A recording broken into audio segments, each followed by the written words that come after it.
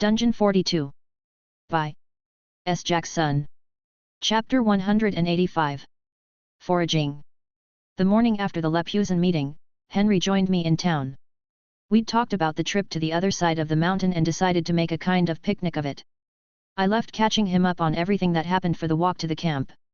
Henry met me at the mayor's residence and we chatted as we headed for the foothills. In the interest of diplomacy I left out Artem being a bit of an ass. "Ban will stay? I'm glad, I'm rather fond of him and Harry," was Henry's only comment. He'd made polite noises of interest throughout though. Not excited about getting some new customers. I asked to tease him a little.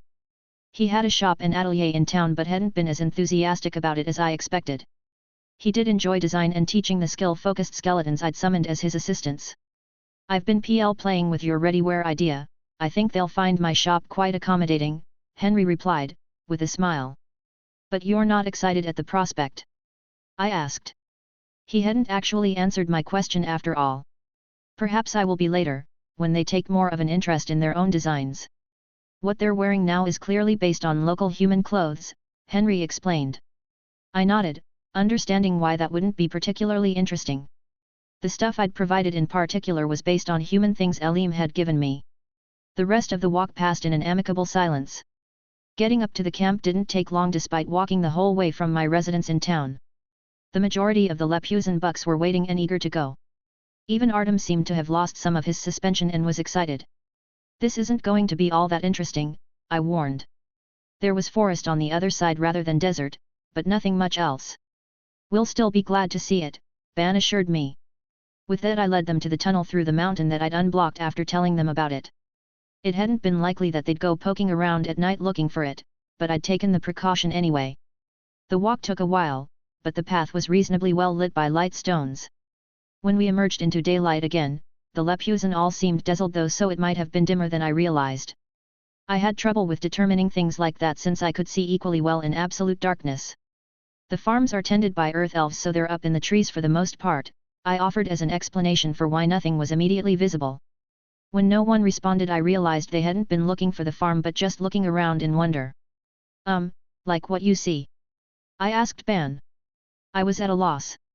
"I thought the valley was lovely but this is a good place," Ban said after a few moments. He was the only one standing still, the other bucks were already heading into the trees. I exchanged a confused look with Henry. Neither of us understood what was going on but we didn't try to stop it either. "Well, be back before midday," I said. Ban nodded then headed out into the trees. All of the Lepusan were quickly out of the dungeon and beyond my senses since I hadn't invested much in the area outside of the farms. "Are you sure?" "They were acting rather oddly," Henry asked. "I think they were just excited, Ban still had his wits about him at least," I said with a shrug. It had been odd, but only because I didn't understand what they found so interesting. They also hadn't all gone in the same direction, which would have been worrying. "I supposed," Henry agreed. "Shall we?" I asked. At Henry's nod we spread out a blanket and sat down to spend some time with craft projects. A picnic for those who didn't eat. The Lepusan didn't return by midday, but they weren't too late either. What all they were doing was clear as soon as they appeared carrying bundles and sacks of things. "So you smelled food and went running off?" I asked in amusement. "Yes, miss, sorry," Ban offered. He had his arms full of wild onions, their green stalks swaying gently with each step. "It's nothing to apologize for. I'll make sure you have proper backpacks when you want to go foraging again," I said. It was actually nice that they were taking the initiative to explore and find things. Some of the younger bucks carried an assortment of roots and mushrooms. The mushroom caps ranging from delicate ivory to rich, earthy browns. Others had what I was pretty sure were acorns and bundles of herbs. "How much of it do you want?" Artem asked. His fingers were stained a bright red hue as he opened the sack he'd brought to reveal plump, juicy berries. "Hey!" I was too caught off guard for words. Ban gave the elder a hard look. Artem looked a little embarrassed but determined. "It's nothing compared to what you have already, but we ought to give you something," Artem added. "That's fair," Ban said, nodding. There was a general rumble of agreement among the other bucks. It wasn't like I had a use for most things and saying one of everything to sample with the system would be weird. This also seemed like a pride thing, which made it important. They wanted to pay their way and this was the first real opportunity they'd had. I definitely needed to make sure the mushrooms were safe though. I didn't distrust the Lepusan, but I had no idea how familiar they were with the local plants and mushrooms were fucking dangerous from what little I knew of them. Or fun. There was a lot of middle ground between those two things that included will make you horribly ill that I'd rather avoid. A tenth of what you've found, I decided. That felt high to me, but none of the Lepusan seemed bothered by it. Even Artem just nodded, apparently content with the amount. When we get back to town though, I don't have anything to carry all of that in, I added. Henry chuckled, knowing I was full of shit. I hadn't shown the Lepusan my abilities in that respect and intended to keep it that way for the moment. Now, I'm sure the Duz are wondering where all of you are.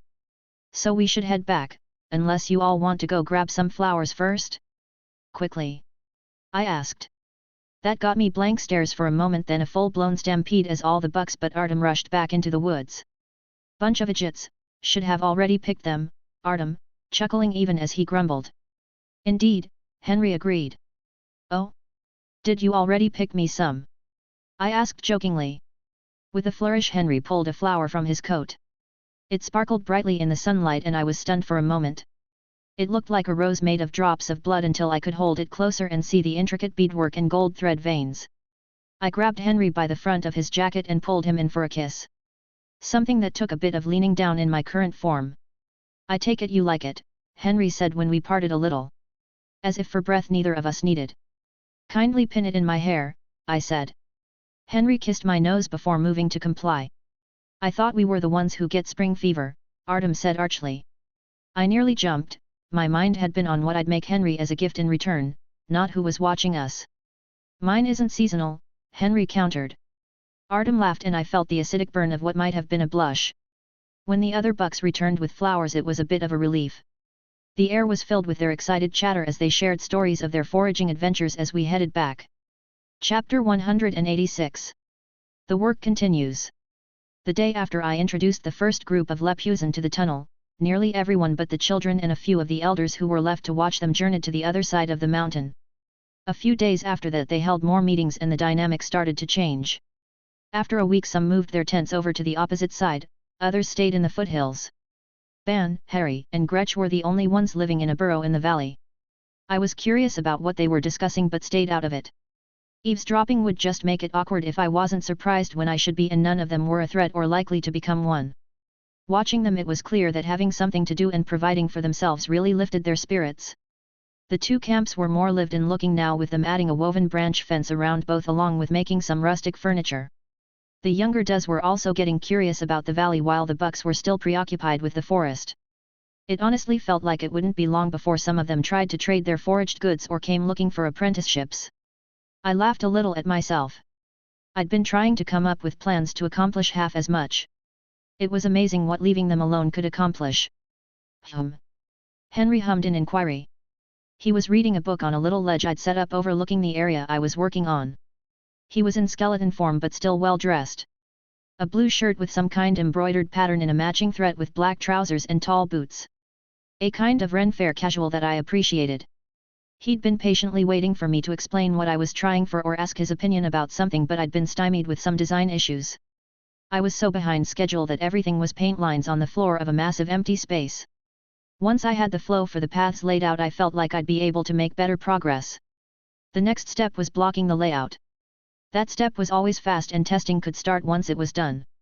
Environmental fiddling and decor would come last. Just checking in on the Lepusan, I called back. A noise of acknowledgement followed. He was reading the book of Laurel that I'd put together and I had to fight down a snicker. I'd really been annoyed when Elim kept sending me what I thought of as holy books or even Bibles rather than murder mysteries. I'd had no idea religious texts were called mysteries locally. Has Elim checked in? Henry asked. Yeah, he's stopping at a market fair before heading back with Tiller, I replied. Elim had confirmed with Tiller that there weren't more stronghold forces in the area before returning to my preferred assignment for him, personal shopper. It was a bit amusing to see that the initial quality of the goods tended to be higher now. Something Elim himself attributed to Tiller. She was much picker than he was despite knowing about my ability to improve things. I didn't mind, they'd bickered about it on the last call but it had been good-natured. What exactly is your aim with all of this, by the way? Henry asked. He'd held out for nearly an hour, and I couldn't help but be impressed. I'd have given in after a couple of minutes at best. I'm redoing the bats level to incorporate a better layout and stronger traps.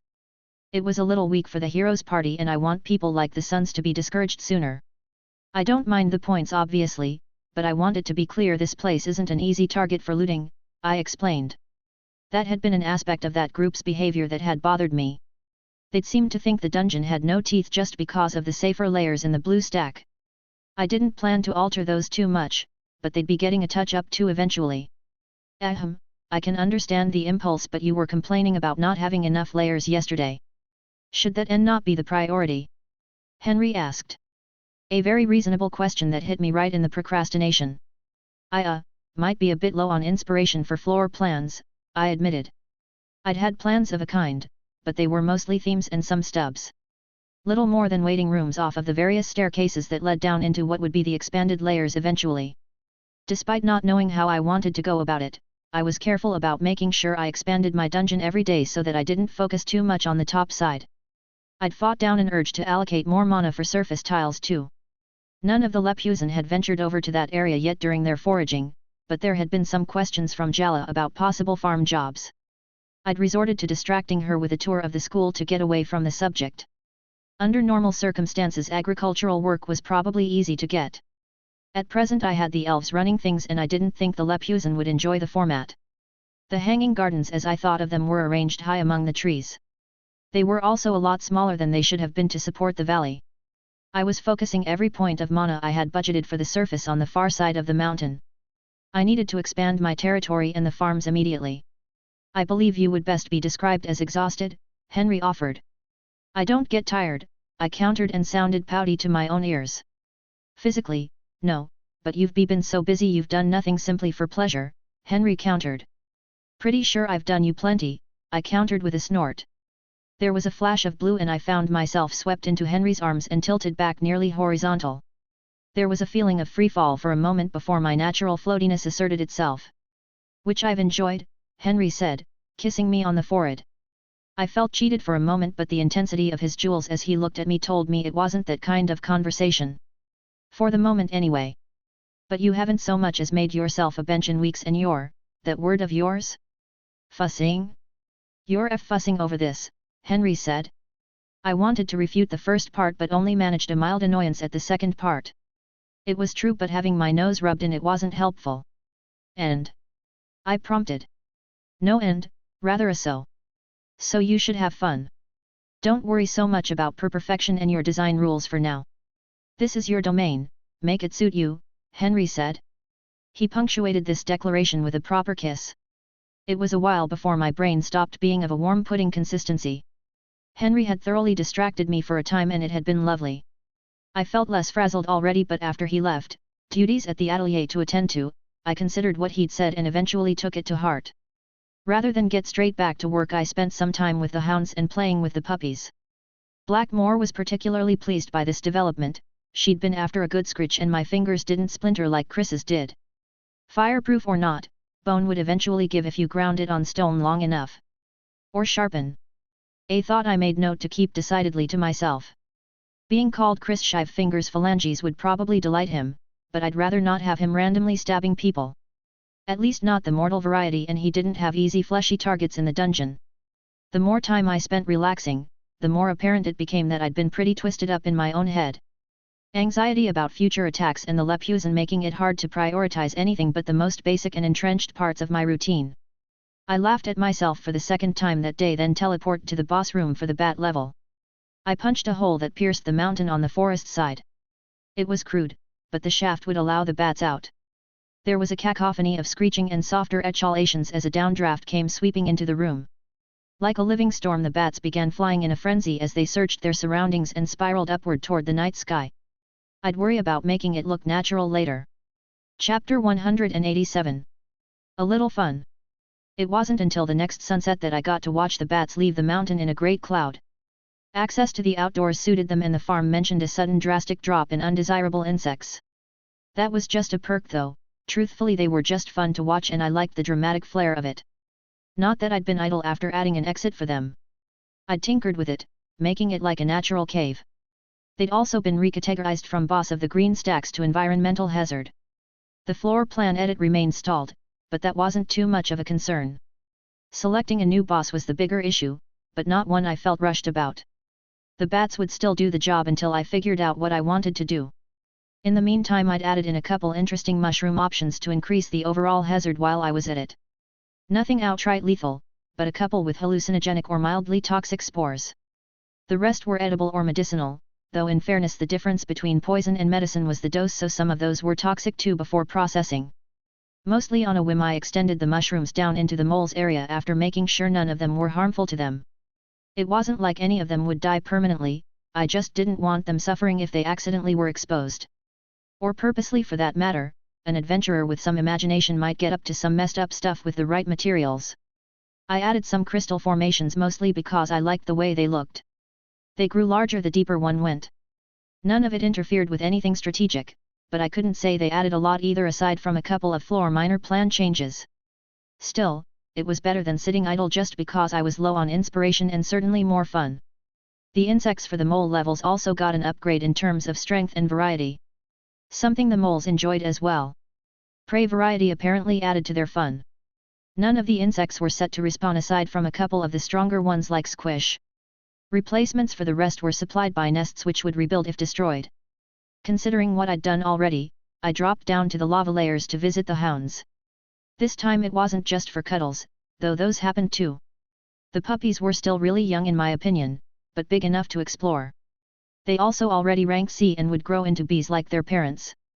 It wouldn't be too hard to add some weaker monsters for them to chase around and hunt once they were a bit older. It might also give Stalin and Black Moor an outlet for their bloodlust. I was mobbed by the hounds as soon as I arrived, but they eventually let me sit up and talk. So, should I add some prey animals? I asked Stalin and Black Moor. They'd listened almost patiently to my explanation of what I'd been doing on other layers. Yes. Yes. Yes, they both yipped together, running excited circles around me. Once the hounds were done thanking me, I started adding creatures. I mostly selected the environment's equivalent of herbivores, creatures that just fed on heat itself.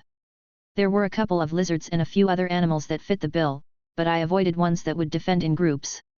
The options weren't impressive given that the strongest pack creature in the classifications I was looking at were fire rats. I doubted the fire rats would give the puppies much trouble, but didn't want to risk it. The rats brought to mind the tutorial and I shuddered. I'd seen more people die horribly since then. If I still occasionally smelled a phantom wisp of barbecue, that was probably normal. Or possibly I had a little PTSD about it. Either way, it was my dungeon and I wasn't going to examine that thought line any further than I had to. Mistress, can't we have something stronger to hunt? Stalin asked, begging a little. Yeah, just not on this layer. I'm adding stronger options to the areas the puppies can't get to, I assured him. My choices were a bit limited since I still had some restrictions about what I'd place until the area was larger. The creatures I was selecting would be little more than annoyances for adventurers who made it so far, but would make decent sport for the hounds. My choices were also limited just a bit by ethics or squeamishness, depending on how you looked at it. As much as I liked the hounds and wanted them to have fun, I wasn't going to sacrifice something sapient to amuse them. Doing that would just be cruel, and using respawn would make it worse. The skeletons couldn't feel pain, but living creatures very much could. With the new prey animals in place, I decided to take a moment to observe how the hounds and their puppies reacted to the changes. All right, everything should be good to go. Have fun. I called out. The hounds had been waiting in their den since they couldn't contain their excitement while they waited. Having literally released the hounds, I just stood back and watched the mayhem unfold. The puppies were immediately on the hunt and quickly chasing small lizards among the rocks. Stalin and Black Moor were doing the same, but more aggressively. I couldn't help but smile at the sight of the puppies, their tails wagging with excitement. With the hounds and their puppies contentedly hunting their new prey, I turned my attention back to the other layers of the dungeon. I really had been fretting, as Henry had so bluntly pointed out. An idea finally occurred to me. I merged the bats and moles into a single stack rather than treating them as separate. That was mostly a classification difference at first. The layer designs were thematically similar and I'd honestly been treating the bats more like a mini-boss in the first place. It wasn't until I moved the bats area down to the moles boss room that things really felt different. I expanded the room and raised the ceiling to accommodate both creatures more easily. After that I was punching holes in things to give the bats more avenues to travel between the layers. I still had to add some additional swarms to really make it work though. By the end I'd nearly tripled their original population, but I didn't mind. They weren't expensive and honestly I felt like they really added to the ambience of everything. I took account of all the changes I'd made. The entry layer was untouched, it served its purpose nicely as it was. The blue stack's 3 gathering layers were similar left alone. The green stack, the first set of real challenges, was now 6 layers in total. All of them were a bit larger than before with higher ceilings to accommodate the bats. It only cost a few extra titles since I was mostly just fiddling with existing layouts. The aesthetic changes were more pronounced, but I wasn't concerned. It wasn't like I needed to worry about everything matching up. No one who'd gotten so far had lived to tell the tale.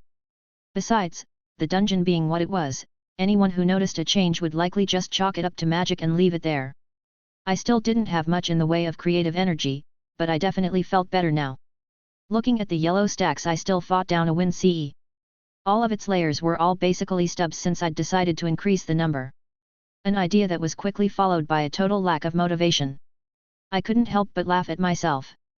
Looking at the bat layout I hadn't implemented, I moved it to the top of the yellow stack. It wasn't much more than a maze at this point, but it was better than nothing. Using my other surplus tiles I made similar layouts. Little more than time-eating mazes that wouldn't be much of a challenge beyond the navigation issue they presented. Still, it was something and knocking them out only took a few hours altogether. I could make something better later. For the moment it was enough that I had increased my defenses a bit. As if agreeing with me, I felt a low-key hum of anxiety lighten a little. I assumed it was just me being restless but now I had to wonder if it wasn't my instincts as a dungeon master acting up. I laughed again, not really sure but glad it had gotten better. I'd keep working on things, that was a given, but I'd try and not let myself feel so cornered again. It was nice to know that Henry would speak up if he noticed something was wrong, but it wasn't something I wanted to depend on. Occasionally it was fine, but I needed to take care of myself as an individual much as everything else. Letting myself get twisted up in my head wasn't going to do anyone any favors. Self-care being basic to mental health and all that. Stretching then twisting my body into a boneless pretzel configuration to really get all the kinks out, I sighed. I felt accomplished and was very much done with actual work for the moment. It was time I went and saw what the dungeon denizens and townsfolk were up to. After all work and no play would make 42 a dull girl. Chapter 188. Eern Market. Eern could, with a great deal of certainty, remember never being excited about market day back in Selton. There had certainly been things he liked and looked forward to even as a lad, but they were what he'd get up to either way in the village. Certainly there had been a curiosity or two that found its way to Selton over the years. They'd just never been anything he was particularly interested in. Really, once he'd been old enough to really appreciate the market, the price of things had been his biggest concern. Eern Town's market was an entirely different thing. Rather than just food, used tools, and crafts there was a riot of random odds and ends cramped into little stalls. Books, ribbons in colors he'd never seen before, contraptions he wasn't entirely sure were useful but certainly looked interesting. The biggest difference was the smell of the place. Spice, oil, and an unidentifiable mash of scents mixing with the ever-present miasm of shit that lingered about it. Not as unpleasant as it could have been, but definitely not perfume. There was even a very expensive stand selling what he was fairly certain were fake beast and elemental cores. Even without having seen the sand cats, the jewels they were trying to pass off seemed to have less magic than a light stone. Thinking about it though he supposed they might have simply been weak. Possibly to begin with, or after being dormant for a prolonged period. The sand cat didn't seem to be losing what little power it had left, but he hadn't even had it a year yet. That could change. Tiller was at his side but looking through Storm's eyes for the moment. They should have picked a better spot before starting but the stall didn't attract much foot traffic and it was supposed to be a quick check. You have a keen eye for quality, sir. The blue stone carries a water spirit and costs 10 gold, the vendor offered. No hello, just a price. Likely an honest one, but only spoken to drive off an unwanted spectator. Deal, Eern said, spitting in his hand as he offered it. Tiller made a sound suspiciously like a squawk as she came around. Just in time to elbow him in the ribs as he handed over the coins. A very keen eye, may I ask, the vendor started. Eern pocketed the stone to hide the fact he was dumping it into the inventory as 42 called it. Little late for that, Eern said with a grin. He turned and took off walking without a further word, Tiller glaring daggers at him. You bought that just for spite, Tiller accused him. Yep, Eern agreed. It'll look pretty in your hair. My hair, Eern. It's not just a jewel, Tiller growled. She'd liked Marlowe once they were introduced on the road. He was a lovable sort, but clearly elementals in general didn't fully sit right with her. It might be, hardly any magic to it from what I could see. So if 42 says it's a jewel, I won't be surprised, Eern said, unbothered. Then you overpaid by a fortune for a topaz that size, Tiller said, clearly still piqued. She was still a merchant at heart even if neither of them needed to worry after money. I suppose so, I'll have to ask 42 to make you something nice since I doubt I'll find a jeweler with better skill, Eern conceded. That got him a swat on the arm. Don't joke like that, the things she makes, Tiller trailed off in a mutter. Eern was sure it was a familiar refrain about 42's goods being otherworldly in quality and thus an absolute nuisance. Everything was too fine by half even for a prince. I know, and it was a joke. It's not proper to buy the first gift, Eern offered. Tiller nodded at that, though she looked a little puzzled. It wasn't the way everywhere, but in Selton it was custom that the first courting gift be one you made yourself. The more you did on your own, the better. Flowers and such didn't count, of course. That was just to let a lady know you were interested and find out how well she tolerated the idea. Of the skills Eern had, few of them were of any use outside soldiering. That left what little he knew of wood carving. For the item itself, rings, bracelets and earrings were out. Tiller was practical and they'd get in the way. You can't be serious, Tiller said. I certainly am, Eern countered. It was nearly walking into her that alerted him to the fact he didn't have any of her attention. Following her gaze he felt like his blood had decided to go the wrong way in his veins. Not even a block from them was a beast folk of some kind. At a guess one that was part otter, and they were wearing a collar. Fancy looking, but still locked around the throat like the enslavement one Hetch had been made to wear. The beast folk trailed after a well-dressed man, a chest of some kind on its shoulders. Elim's hand ached as he gripped the hilt of his dagger. Swords weren't good in crowds, but he'd have liked to run the bastard through on the spot. We could ambush them easily enough, Tiller said. Wouldn't help, skeleton has to undo a collar like that. Kills the living who try, Eern explained. Tiller knew a little of what had gone on with the hero's party, but not everything. Once he'd explained they'd been mind-controlled she'd felt too awful to hear more at the time. Can you trade Marlowe for a skeleton? Tiller asked. I'm checking with 42, Eern said as he sent a question to his mistress in a text. The reply was almost instant.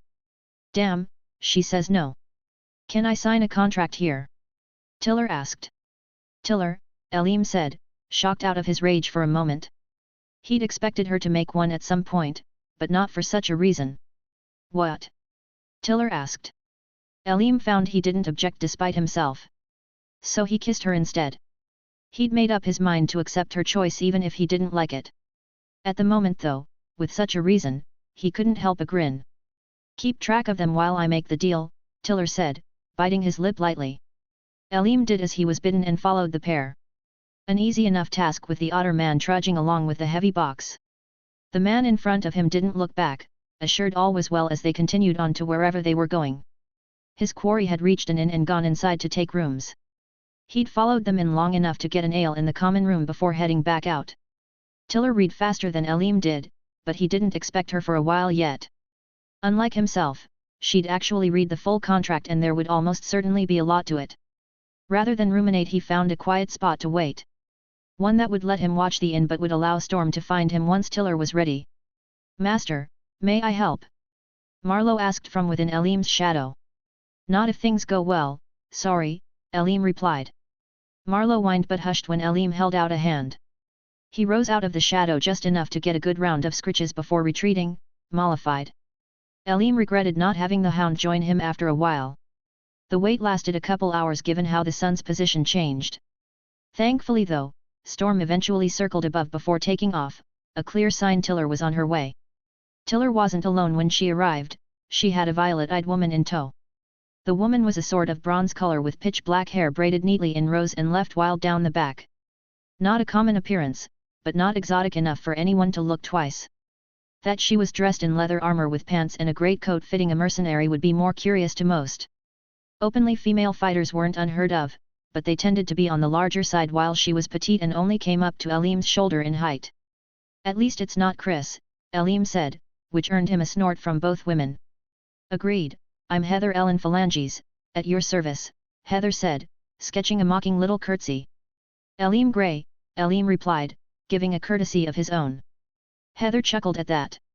They in there? She asked, gesturing to the inn.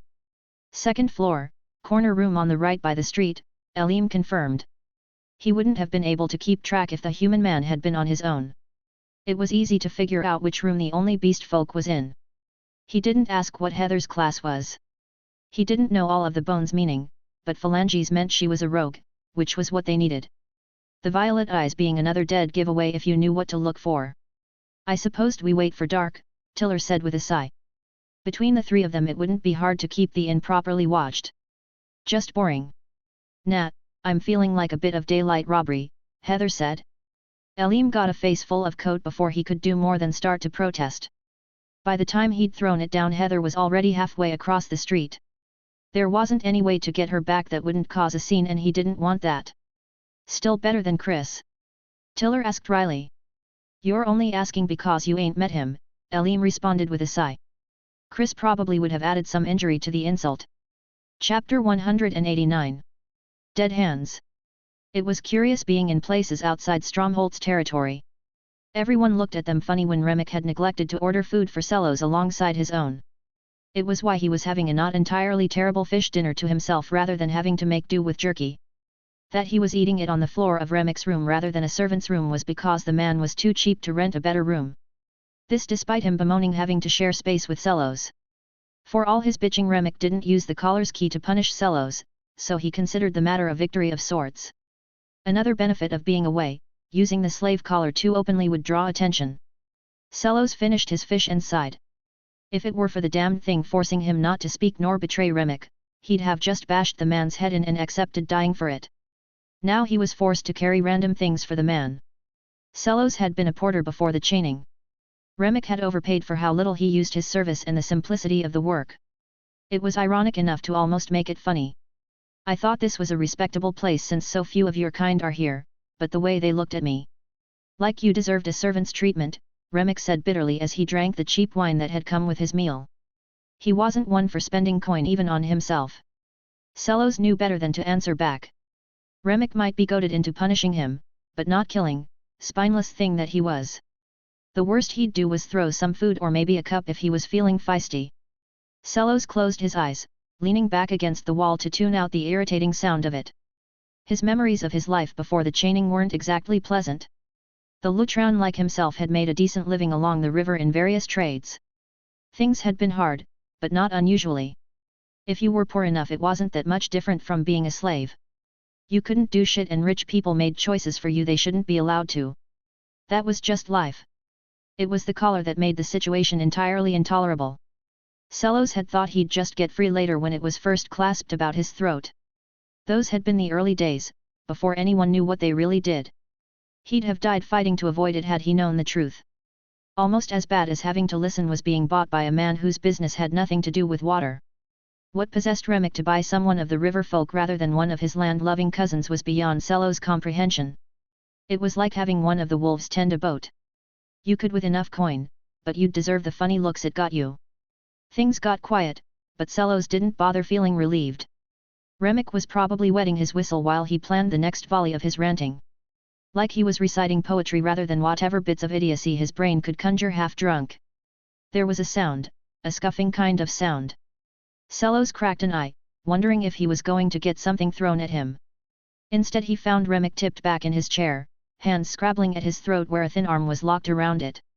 The sound was his feet as he tried to drag the chair back down to no avail. Hello there, just a minute, the woman strangling Remick said cheerfully. Sellos honestly didn't want to, but he got up anyway. Easy, the woman cautioned as Sellos drew near. She didn't give up her grip on Remick though.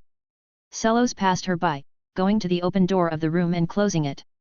Once shut he sat down on the floor in front of it, determined to block it in case anyone noticed anything amiss and tried to get in. He'd die if Remick did, and that was fine by him. Sellos let out a chuff of amusement. He had to obey Remek's orders, but the man had only ever commanded him to carry things and be silent. Right gentlemanly of you, the woman offered cheerfully. Remek stopped moving after a few more moments, his face an ugly shade of purple and spittle oozing from his mouth. He's not dead yet, Sellos offered, despite the spike of pain it caused. He had orders to be silent when Remek was awake but just quiet while he was asleep. A mistake on Remek's part that Sellos would have used against him earlier given an opportunity. Mind your manners, I know my trade, the woman replied with an eye roll.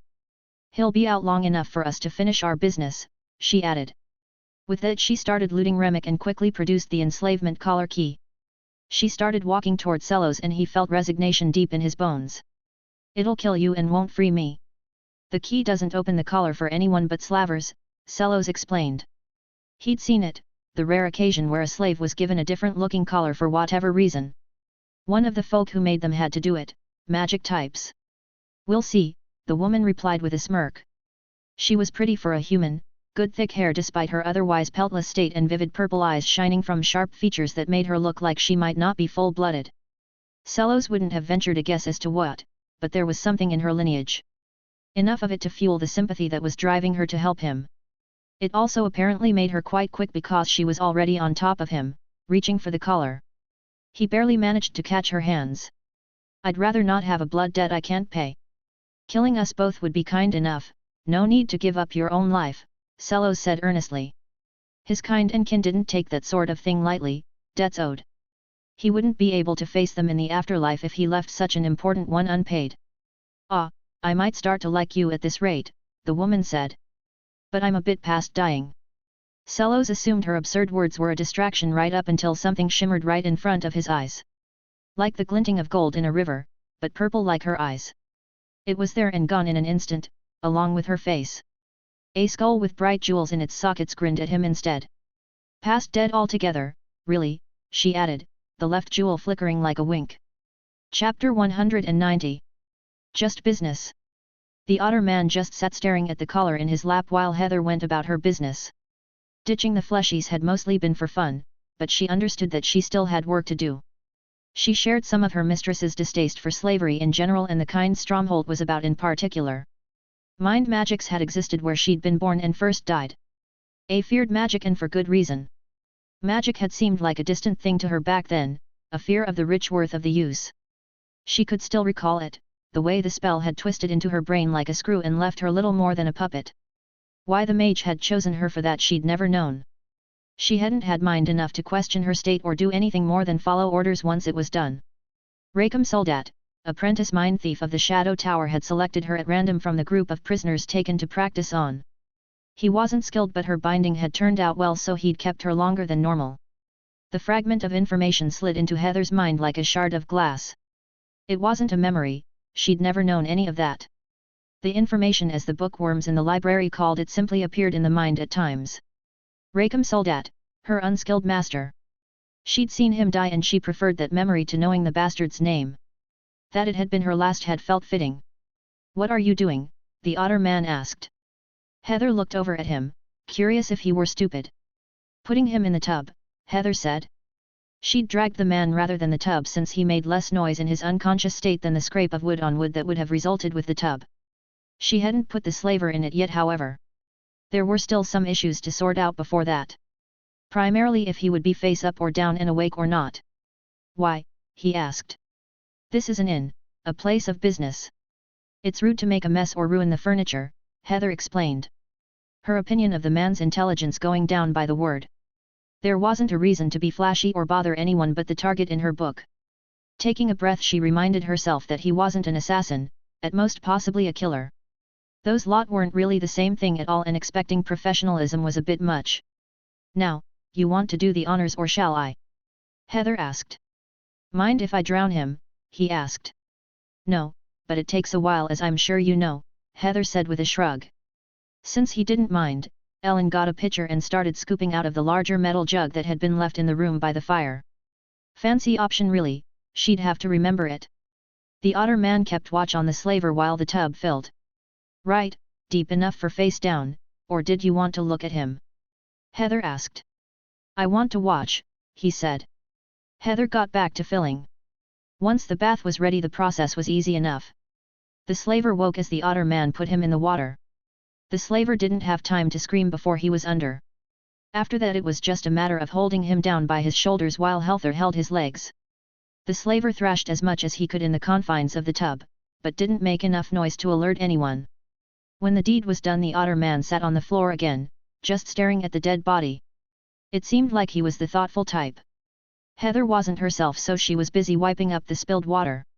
"What's your name, if I may ask?" the man inquired. "Oh, sorry, forgot to mention it, didn't I? Heather Ellen Phalanges, at your service," Heather offered, making the little motion of a curtsy with her hands. She liked the gesture even if she didn't care for skirts. "And yourself?" "Cellos at water," Cellos replied. "Well Cellos, you're a free man now. You can either be on your way or I'll take you to some people who know a safe place to stay here," Heather offered.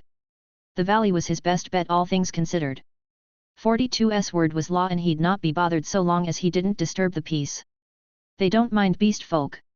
Cellos asked with an unamused laugh. "It's where I'm from and I can assure you, they don't mind a bit," Heather said. "I'm grateful to you, Heather Ellen Phalanges. But you're not a living thing, as you showed me," Cellos countered. "Right, so?" Heather asked. Him saying her full name like that was rather charming, so she'd not dissuade him from it. "Where would I be going, a graveyard?" Cellos asked. "Nah, the valley is nice with houses and such. Plenty of fleshy the living.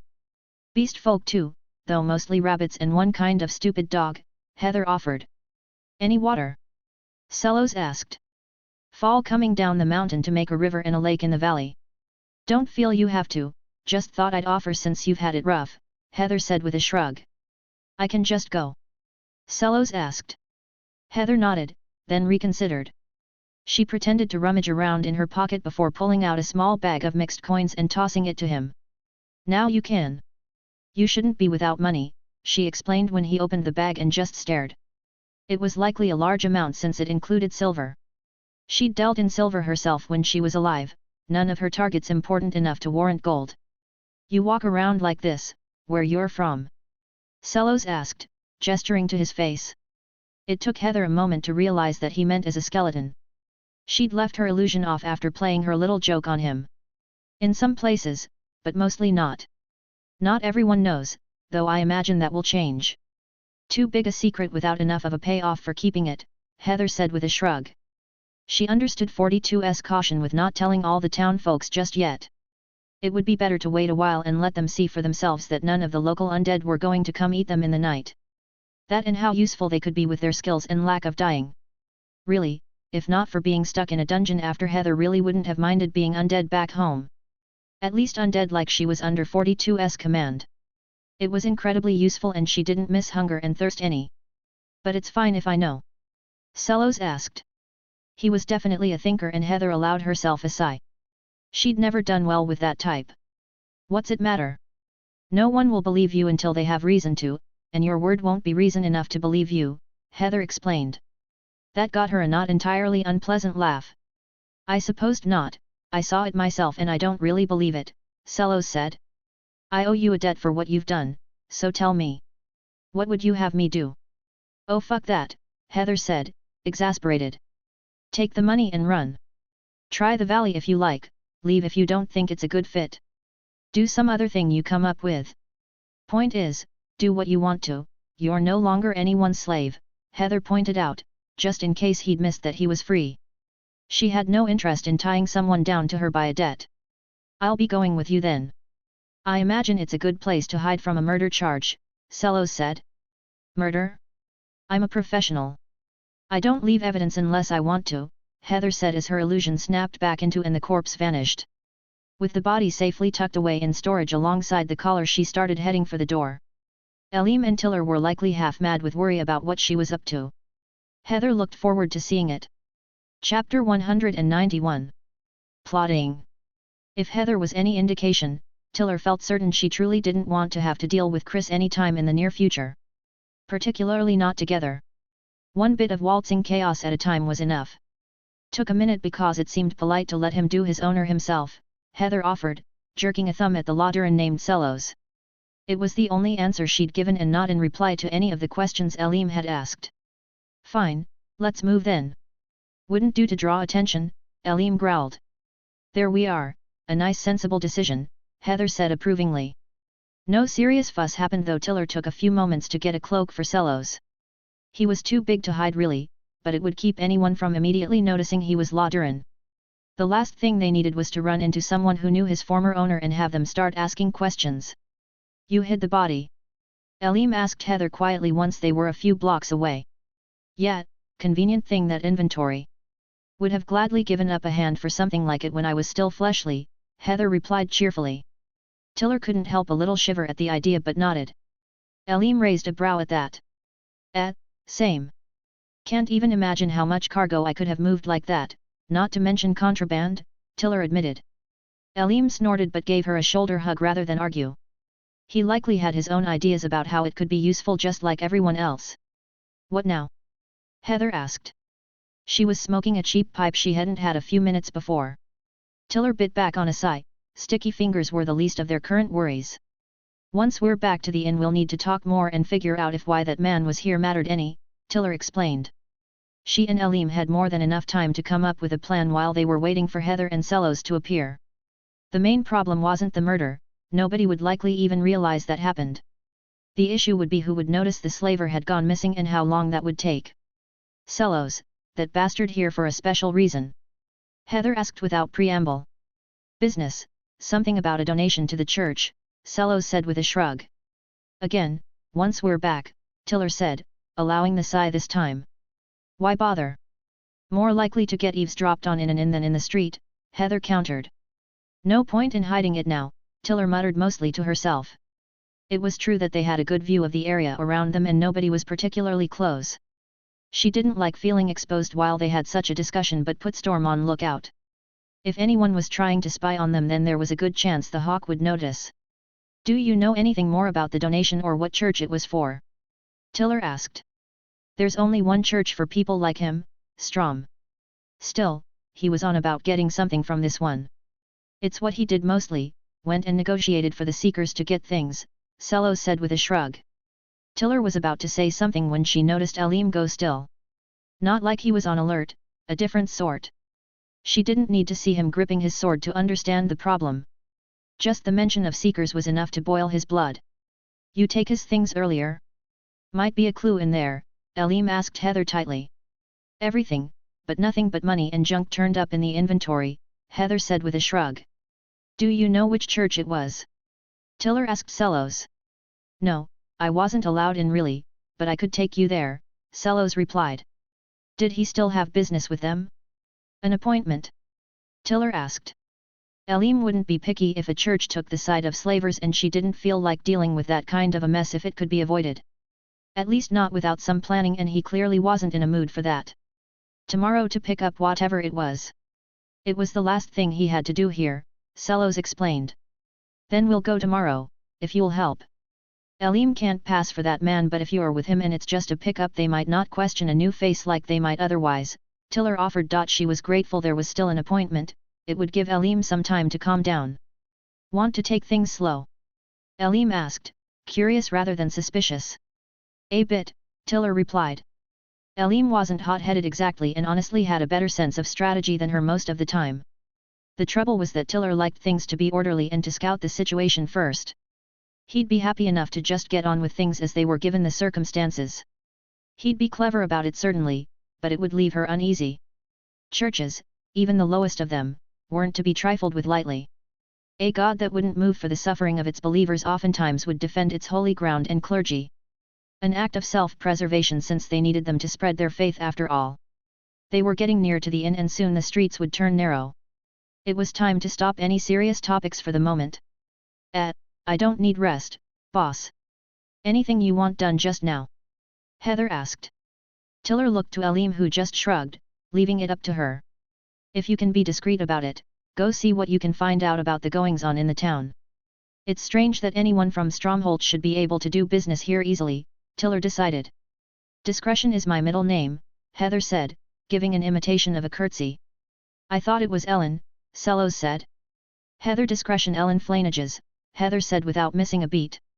Elim just rolled his eyes at that while Tiller snorted.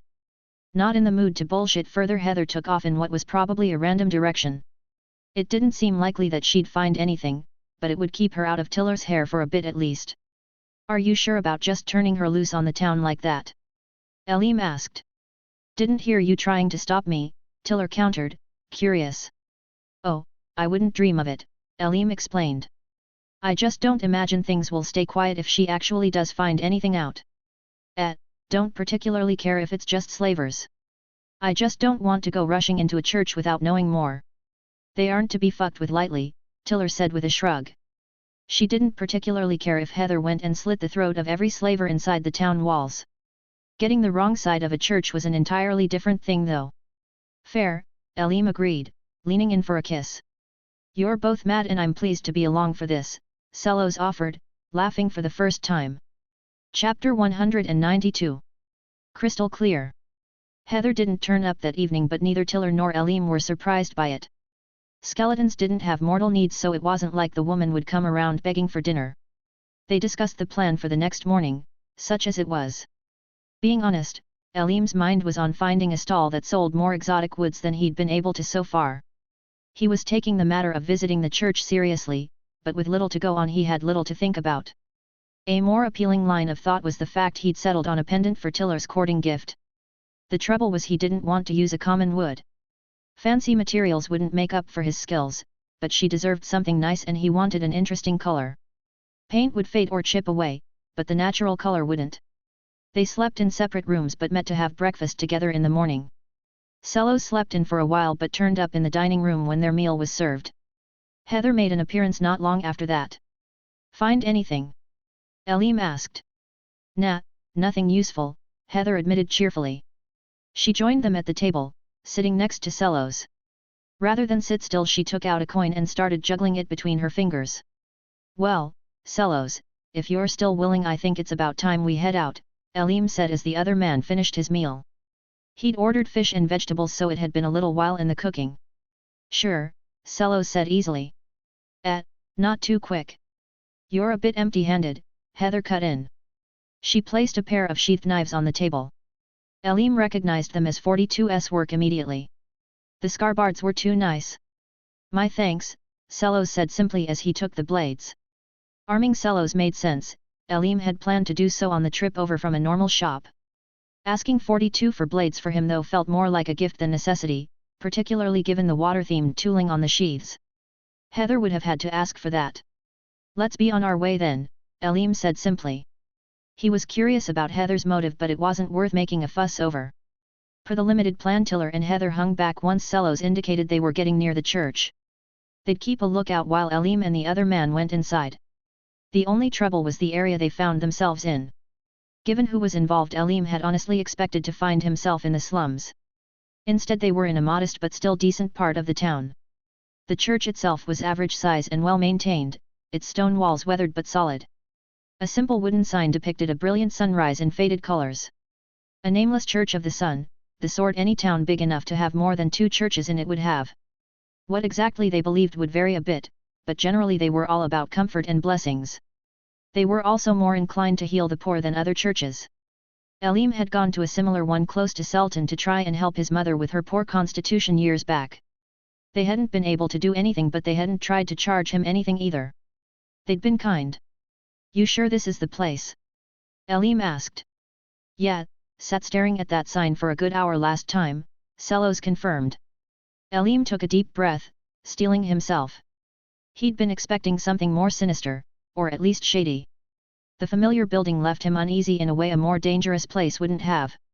He opened a voice-only line to 42, which she muted as they got close. She'd be able to hear everything going on, but no sound would come from her side to give her way.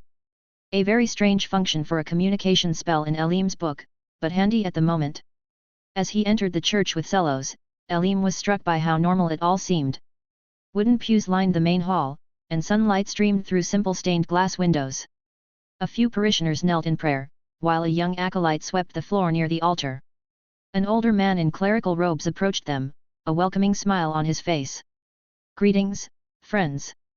How may I assist you today? Elim cleared his throat. Good day, father. I'm here on behalf of Remek to complete our exchange. Ah, yes. We've been expecting you. Please, follow me to my office, the priest said pleasantly. His eyes had lit up at the mention of Remek's name in an uncomplicated way. The priest's office was small but tidy, with shelves of religious texts and carvings of the sun of varying quality lining the walls. He gestured for Elim to take a seat while Selos remained standing by the door. I must admit, I was expecting Remek himself, the priest said, settling behind his desk. Elim nodded, adopting an apologetic expression. Yes, I'm afraid some urgent business called him away. He sent me to finalize everything in his stead. I hope that's not an issue. Not at all, not at all. I recognize his porter, I'm more than happy to complete the sale, the priest said, waving a hand dismissively. Though do forgive my manners, would either of you like a drink or? Remek said you were uncomfortable in small spaces last time, so please don't trouble yourself on my account, the priest added, looking in a kindly way at Selos who loomed in the doorway still. Oh, it comes and goes. I'm all right today, though the drink would be welcome, Selos said after a pause. He sat down at the desk and the priest didn't seem the least bit bothered by it. The priest took out a jug of cordial and several glasses before serving them all. Elim made sure to take a drink first to ensure it wasn't tainted with anything, but found nothing but a pleasantly tart cherry flavor to greet him. Do you like it? It was a gift from a parishioner but I'm not well versed in such things, the priest asked. Very, Elim said as he nodded slowly, his mind racing. This wasn't at all what he'd expected. Now, the payment for the crystal, the priest said with a pleasant smile. He got out a locked box and produced a small bag of coins that he handed to Elim. Going by the weight it was all gold, probably all of the church's donations for the year. This seems to be in order, but I'd like to inspect the crystal if you don't mind. Just to ensure everything is as it should be before we're done, Elim said, handing the bag back. Inspect? The priest asked, looking baffled. He didn't offer the coins back though. It traveled a fair distance and I wouldn't wish to be remiss, Elim explained, lying through his teeth. Well, I suppose, that's quite kind of you. Perhaps you could also explain its activation? Remek was rather vague about that, the priest asked, looking hopeful. Certainly, he and I have different expertise, Elim said with a smile. The priest nodded happily and got a more secure lockbox out of his desk. Whatever the crystal was supposed to do, it made it more valuable than money it seemed. With care he brought it out and unwrapped the silk cloth it had been wrapped in. Elim had to suppress a flinch. Whatever it was supposed to do, the thing was filled with a nasty kind of magic that had a similar oozing feel to the slave collars. The office suddenly felt far too small a place to be with that thing in it. Despite the nausea the very idea caused, Elim held out his hands to accept the cursed thing. The priest handed it to him gently, still cocooned in the cloth. If you don't mind, I'd like to examine it in the light, Elim said, truly forcing his smile now. Certainly, the sun's light reveals all, the priest said with a smile. Elim nodded, doing his best not to look at the crystal as he stood up to go. It helped a little though he still felt like he was holding something made up of putrid slime rather than a crystal. As soon as Elim's back was to the priest he put the item in his inventory so 42 would be able to examine it. He kept his hands cupped though like it was still in the bit of silk he was holding. It only took a few moments for a message to chime. It's fucking cursed, sending you a replacement ASAP. 42 replied. Whatever ASAP meant, Elim hoped that she was working fast. He was walking slowly, as if being mindful of the crystal, but he only had until the short walk to the church door finished before he'd need to produce it again or the replacement. So, what did Remek tell you about the crystal so far, father? Elim asked, slowing his pace a little more to fall in with the priest. Thankfully the man was older and limped a little. Well, that it was a fitting relic for our church, and he made it light up in a dark cupboard. I'm not sure how though, the priest explained. Elim was instantly relieved, 42 could manage a stone that lit up without any trouble. Well, relic is a strong word. I just wanted something nice to use during ceremonies which is why I tried to commission a magic item. Couldn't afford it, but Remek said he had something fitting and it was quite inexpensive compared to having something made, the priest continued. Activation phrase is brilliant light to make it light up while holding it, crimson sunset to turn it off. It sparkles in direct sunlight and will purify water automatically too. 42's message came just as they were reaching the door. Eern was relieved to find the new item in the inventory and quickly got it back in his hands and the silk cloth. Did he explain how he came by it? Eern asked, keeping his tone conversational. He said it belonged to his family, the priest said. His expression was still open, like he believed everything he was saying. It was disturbing because it suggested something much less straightforward than a sale was going on. Well, that's true, we had a great uncle with a bit of magic and he went traveling, wanted to train to become an artificer, Eern lied cheerfully. He enjoyed inventing eccentric family members when given the opportunity. He didn't get too far with it and never had children of his own to pass it on to, so we were left with a collection of his journeyman works, if that's how they call it. Not terribly sure, but point being I did study his journals a bit, so I know more than Remick about how they work, Eern kept on. Oh, well, I'm glad, the priest said. Eern made a show of rubbing the crystal with the silk before taking it out and holding it up. It shone brilliantly, throwing rainbows from every facet. To get it to glow, say brilliant light, Eern explained. The crystal immediately lit up brightly. And crimson sunset to get it to stop, he added. Rather than simply turning off, the light colored gold then red and faded. Oh, that's wonderful, the priest said in awe.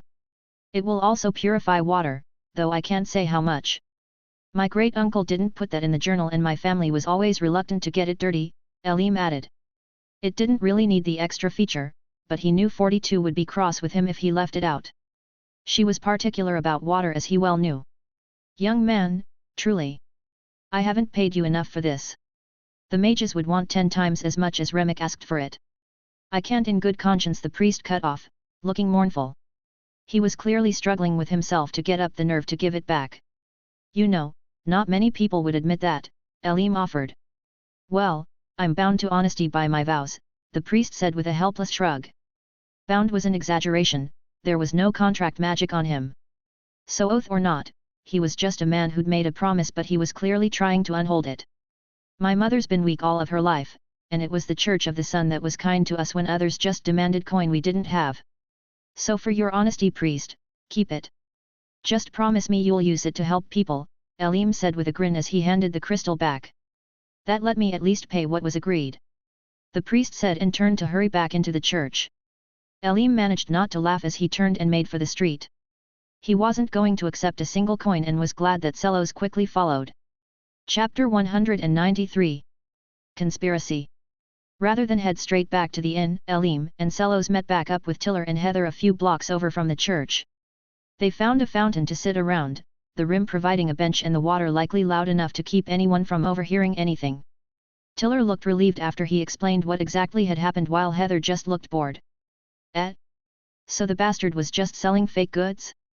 Lot of work and risk for not much of a payout, Heather said, nose scrunched in distaste. Right. Tiller agreed. Sellos, was that only church he had dealings with? Seems like he'd want to sell to others too, Eern asked. There were too many pieces missing to make sense of things as they were. 42 hadn't gotten back to him about exactly how the crystal was cursed either. Yet, but he was pissed about not getting a shipment. Might have been that they intended for him to sell more to others, Sellos offered, shrugging. Who is they? Tiller asked. A good question Eern had neglected to ask. He'd assumed some things based on the man having a Lauteran slave. Dunno, he'd got his orders back in Stromholt then left, but before this it was normal trade. This was the first time he had dealings with a church that I know of, Sellos explained. Well, no worries about it. Just more to figure out, Eern said with a sigh. He didn't like any of what was going on, but frustration wouldn't help figure things out faster. Why do you even care? Not your people caught up in any of this, Sellos asked. Eern paused, not understanding for a moment. As it sunk in though, he couldn't help a sigh. This wasn't something he'd discussed even with the Lepusan. He supposed it should have come up though. 42 hadn't ordered him to escort Band to find his people or investigate this matter. She'd supported both decisions while suggesting caution, but he'd chosen to go on his own. Bunch of slaving bastards are trying to get their hooks in this place, Eern said flatly. So I'd argue my people are very much caught up in it. They won't chain humans, Sellos countered. The hell they didn't, even if they didn't use a collar. Ain't a child born that sees another in chains and thinks it's natural or fair less they've been taught it's so. First chain was up here, not around your neck, Eern said, tapping his temple. His father Castor had taught him that, along with the story of how slavery had been abolished. There was surprisingly little to it. The third-born prince had come into the throne unexpectedly at all of 10. Full of more piss and vinegar than sense, he told all his wise ministers and aides to essentially fuck off and decreed it publicly from the ramparts of his castle on the day of the coronation, along with a few other choice things. There had been a civil war over it, but the people sided with the young king and his supporters. The nobles who tried to resist had suddenly found the conscripts they'd relied on turning on them. Not many had survived. "Puh, you'd not have lasted long where I lived," Heather offered, laughing. Sellos shared a nod with her, but Eern didn't take it as an insult. There were plenty of places he was likely to end up dead for the right reasons, and he was fine with that. Tiller just smiled approvingly. "That aside, seems we'll be hearing about other churches getting new relics unless they decide to scrap this when they realize Remick ain't coming back," Eern added. "True, don't imagine he was that important either. Not a bright man to walk around with a slave in this place," Heather agreed. "Right? Wouldn't have noticed him otherwise," Eern said, shaking his head. "Hey, happy to have been of service," Sellos said, looking darkly amused. "But what's next?" "Well, you can do as you like, but we need to wait on my employer to look into that crystal I took," Eern said with a sigh. "Took? I didn't see you. Are you a skeleton too then?" Sellos asked. "What?" Eern and Tiller asked together. "Nah, they're fleshies. I'm the only bony one here," Heather said, laughing. "You fucking told him?" Tiller demanded. "Well yeah, that and everything else. Couldn't very well make a knowing choice? Something like that. Anyway, point is he couldn't honestly choose if he didn't know what he was getting into," Heather replied. Eern couldn't help it and laughed. "Eern," Tiller said, shocked. "She's not wrong, even if she is an ass for not telling us that she had," Eern said after he got his composure back. "Now, what is everything as you put it?" Heather happily recapped everything she'd said, and Sellos backed her up. Eern felt his stomach drop out and didn't doubt he'd likely gone a bit pale while listening. He hadn't thought she'd told the man everything, but he'd clearly underestimated her. "Fuck me," Eern said at the end. Would have obliged when I was alive. Haven't had the urge since I woke up though, sorry," Heather offered, wagging her eyebrows. "I didn't." Eern bit back on the correction. She was teasing him, and falling into it would only encourage her. "Fuck off, yet," Tiller chimed in with a glare for Heather. "Just teasin' em. Ain't got the flesh or the inclination for it," Heather said, hands up in surrender even as she smirked. "Fine, but you shouldn't have told him so much," Tiller added. "Really, what's the matter?" "No one will believe him even if he shouts it from the roofs," Heather added. "She has a point about that," Sellos offered, looking amused. "I wouldn't believe me." "I suppose so," Tiller chimed in. She seemed to have reached the point of just not caring. The milk was spilled and no amount of crying would put it back in the jug. "She's also right about the valley. You'll be welcome there, and it's safe enough that my family lives there. I knew when I decided to take them, and it was a choice I made myself, not one forced on me," Eern offered. His deal with 42 provided more protection than the average person had in the valley, but he didn't think they were in any particular danger. 42 was an odd being, human in some ways as she claimed to have been once, and yet still very other in Eern's experience. He felt like she'd fight to keep her word if it came to that, which meant a lot to him.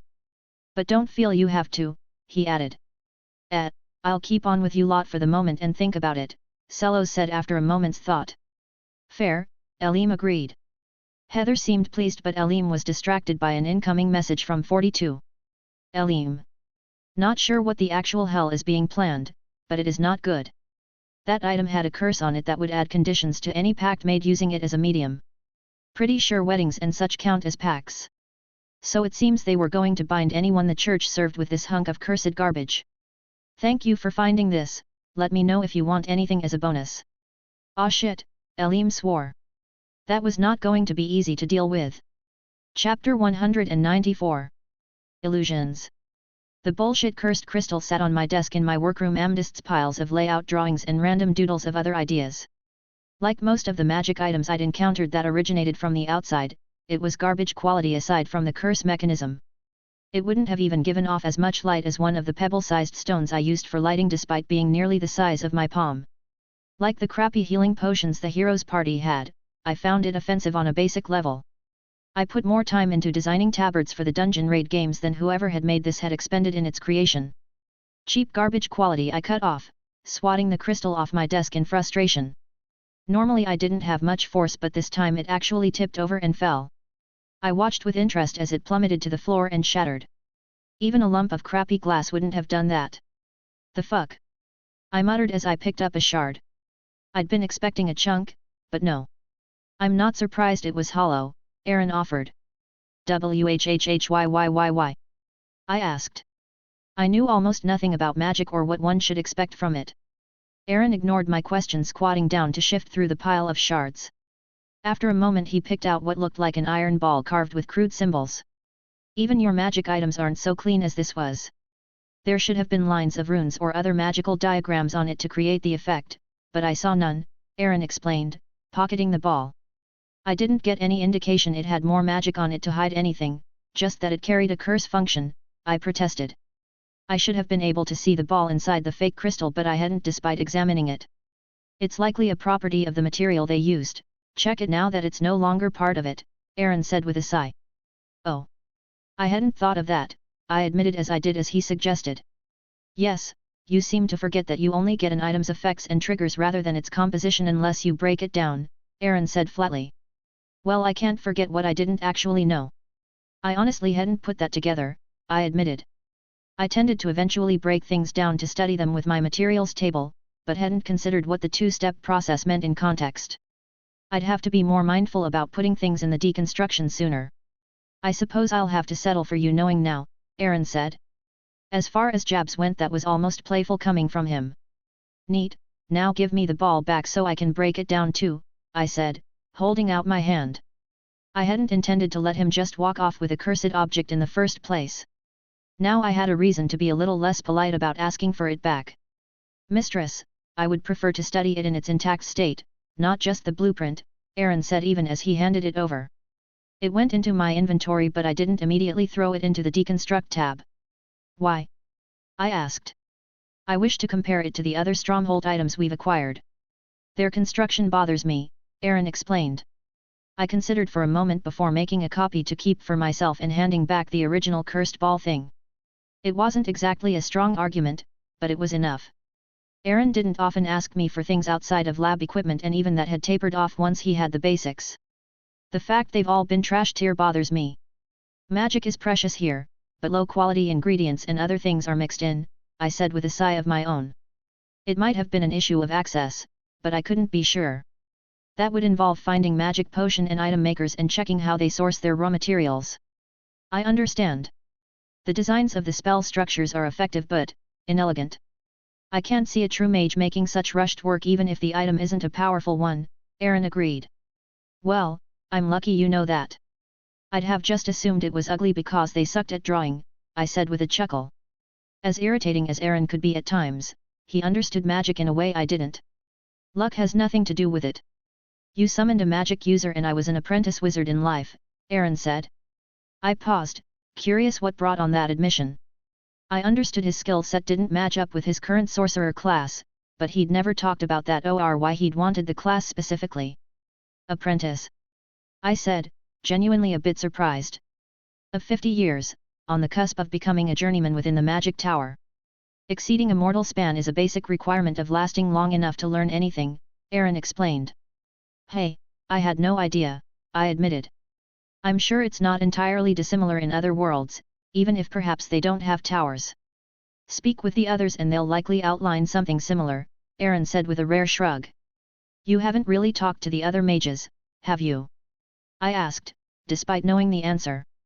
No, I don't generally find their company productive. I have little interest in comparing whose fireballs are bigger, Eern said flatly. I couldn't help laughing at that and he didn't seem entirely displeased by it. If I wasn't misreading things, it was the first time he'd ever told a joke that I was aware of it. Okay, but seriously, they don't have your level of skill in theory. It's why I'm always bugging you about this stuff instead of sharing the workload more fairly, I explained. I suppose I should be shocked, but I'm not. I hadn't noticed much of a scholarly attitude among them, Eern said with faint disgust. It was interesting because I wouldn't have said the same. The other magic users tended to spend plenty of time in study, but they seemed intent on understanding spells they'd already selected rather than novel ones or designing their own. They all understood it far better than I did, but I still felt confident that Eern was the skeleton I should depend on for magic issues. Too busy worrying about their balls, I offered. That got me a look of disgust, but not the sharpest one I'd ever been subjected to by him. Let me know if you figure anything out about the magic items, I added. That got me a respectful nod before Eern turned on his heels and simply left. I took a moment to examine the glass now and found it was called fake glass and would hide anything enclosed within it. That explained the iron ball, but I tossed it into the Deconstruct tab to see what else I could learn. It would take an hour, but that was fine. I didn't have any pressing projects to worry about and the slot was free. I probably should have found something to do in the meantime, but I couldn't help ruminating. I had a problem with shitty items, but it wasn't just about shoddy craftsmanship, there had to be something to it. Something that had to be related to whatever the hell it was Stronghold was trying to pull. A kingdom that had already enslaved part of its population, producing items to enslave more people wasn't exactly a reach. Using them on foreigners also probably made as much sense as using them on your own if you were fucked up in the head. That wasn't the part I was having trouble with. My issue was why they'd created the hero party, altered personalities, then went and did something so broad like this. The fact that they were trying to bind people through seemingly innocuous religious ceremonies was deeply troubling. As much as I didn't like to rush things, it seemed like I was going to need to step up my plans a bit. Dr. Satan needed to be dealt with, then it would be time to get serious about figuring out what the hell Stronghold was doing and how to kick their plans right in the dick in a more lasting way. Stumbling into plots or having them drop into my lap was not an acceptable long-term plan for dealing with an enemy. I was going to have to get a raid party together and start cleaning up my neighborhood.